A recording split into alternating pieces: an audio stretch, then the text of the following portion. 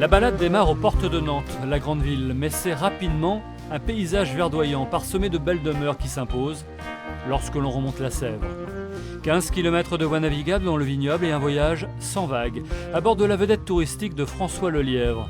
Le marin breton qui a navigué sur toutes les mers s'est pris d'affection pour la Sèvre.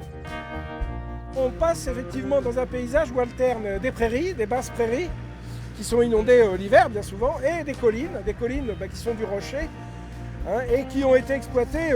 Les deux frettes principaux de cette rivière en termes bateliers, c'était le vin, forcément, mais aussi la pierre, puisqu'on avait de nombreuses carrières, dont encore celle-ci qui est exploitée, qui permettait de transporter à Nantes, la grande ville, où il fallait beaucoup de cailloux pour construire les beaux hôtels nantais. Sur les hauts coteaux, les rangs de vignes avec l'appellation Muscadet, Sèvres-et-Maine. En bas, une rivière encaissée et tumultueuse par endroits. Elle prend sa source à 215 mètres d'altitude et dès le Moyen-Âge, son fort débit a favorisé l'essor des moulins. Celui de Bousset en Loire-Atlantique est le dernier encore en activité. Propriété de la même famille de meuniers depuis 4 générations, il s'est même relancé avec sa farine bio sur meule de pierre. Ici, on travaille principalement du blé, mais également du seigle, du sarrasin, du grand épeautre, du petit épeautre, du corazan. Voilà. Et on travaille principalement avec des blés français. Bien souvent, les moulins modernes ont quitté les bords de rivière, n'ayant plus recours à l'énergie de l'eau. Fermées également, les anciennes industries comme les tanneries, les filatures, grandes consommatrices de l'eau de la Sèvre.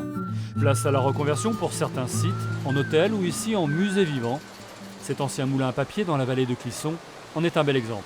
Dès le début de la restauration du moulin, l'idée était de le faire vivre, pas seulement d'en faire un beau site avec une restauration architecturale. C'est de la pâte à papier, la pâte qu'on a écrasée avec des vieux papiers. On y apprend la fabrication du papier parce que c'est toujours ce qui s'est fait ici, mais on étend aussi à l'imprimerie. Aujourd'hui, la moitié de nos visiteurs sont des visiteurs individuels qui viennent entre avril et octobre. Et l'autre moitié, voire 60%, ce sont des groupes et principalement des groupes d'enfants. Au fil de l'eau, sur 140 km, en traversant 4 départements, une succession de lieux historiques se dévoile. Des châteaux-forteresses, des abbayes, des viaducs, sans oublier la ville de Clisson et son architecture d'inspiration italienne.